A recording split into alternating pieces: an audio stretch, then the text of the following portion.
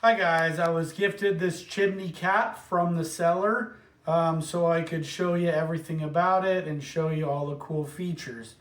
It does have the instructions of ways you can attach this to a pipe that's on your roof. It does have it fits three size pipes. They are 1.9 inch, 2.4 inch, and 3.4 inch. The tolerance is about 0.05 inches. It does have some tape here to help attach it to that pipe. You can also use glue around that pipe to fasten it right to that pipe. So if you guys are in the market for a chimney cap like this one, I like the fact that it does fit three different size pipes.